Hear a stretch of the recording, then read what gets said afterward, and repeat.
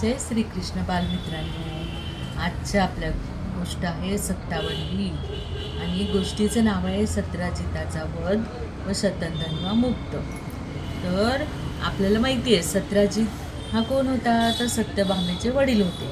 आणि सत्राजिताकडे आपण मागच्या गोष्टीत पाहिलंच आहे की सत्राजिताकडे सोमंतक मणी होता आणि तो दररोज 17 पौंड असं सोनं देत होता, कारण तो सूर्यदेवांनी दिलेला होता सत्राजिताला. आणि त्याच्यामुळे याच्या राज्यामध्ये सुख, शांती, भरभराटी, आरोग्य सर्व होतो.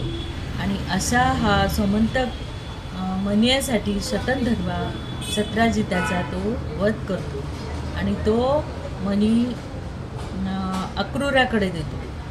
आणि अक्रूर हा चुलता असतो श्रीकृष्णाचा आणि मथुरावासी असतो.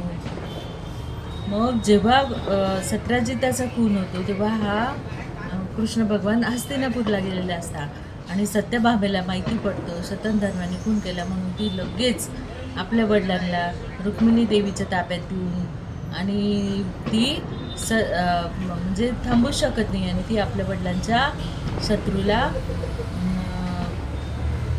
मारण्यासाठी रथ स्वतः सारथ्य करून निघून जाते. आणि मग ते हस्तिनापूरला जाते. हस्तिनापूरला इथे आपल्याला माहितीच आहे की सोमंतक मणी काढून घेण्यासाठी एक कट शिजला शतधन्वा. आणि मग हा मणी कृष्णाने मग या शतधन्व्याला त्याचा शिरछेद केला, वध केला. आणि पण त्याच्याकडे तो मणी नव्हताच. आणि मग कृष्ण भगवंताला माहिती पडलं की हा अक्रूरांकडे आहे, म्हणून अक्रूराला त्यांनी गाठलं आणि त्यांनी सांगितलं की मला माहिती आहे की हा मणी तुझ्याचकडे आहे, तो सगळ्यांना दाखव.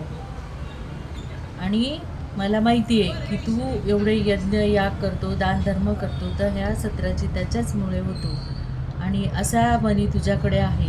आणि हे ऐकून त्याला खरं कळलं आणि त्यांनी तो श्रीकृष्णाला म्हणजे बांधून ठेवला होता तो दाखवला. आणि कृष्णाने तो सगळ्यांना दाखवला आणि त्याला सांगितलं की अक्रूरा, तू हा मणी तुझ्याचकडे ठेव आणि याच्यापासून सगळ्यांचं संरक्षण कर. तर असा हा सोमंतक मणी. आणि त्याच्यानंतर मग सत्यभामेनी आणि भगवंतानी आपल्या सासऱ्याचा अंतिम विधी केला आणि सत्राजिताचा अंतिम विधी करून मैत्रीपूर्ण गोड शब्दांनी अक्रूराला वास्तविक तथ्य समजावून सांगितले की श्रीकृष्णापासून काही लपवून ठेवणे शक्य नाही हे अक्रूराने ओळखले. आणि त्याने वस्त्रामध्ये झाकलेला सूर्यासमान तेजस्वी मौल्यवान सोमंतक मणी आणून श्रीकृष्णासमोर आपला समोर ठेवला. श्रीकृष्णाने तो आपल्या हातात घेऊन तेथे उपस्थित असलेल्या आपल्या सर्व आप्तेष्टांना व मित्रांना दाखवला आणि प्रत्यक्षात सोमंतक मणी द्वारकेत अक्रूराजवळ ठेवण्यात आल्याचे सर्वांना समजावे म्हणून पुन्हा सर्वांसमोर तो अक्रूराकडे परत दिला. ही सोमंतक मण्याची कथा अतिशय महत्त्वपूर्ण आहे. श्रीमद भागवतात म्हटले आहे की जो कोणी ही सोमंतक मण्याची कथा श्रवण करतो किंवा तिचे वर्णन करतो अथवा तिचे केवळ स्मरण करतो त्याचा कलंक नष्ट होतो व त्याची सर्व पापकर्मापासून मुक्तता होऊन तो परमशांती प्राप्त होतो. अशी ही सोमंतक मण्याची गोष्ट आपण आज बघितली. आता पुढची गोष्ट आपण पुढच्या भागात बघूया.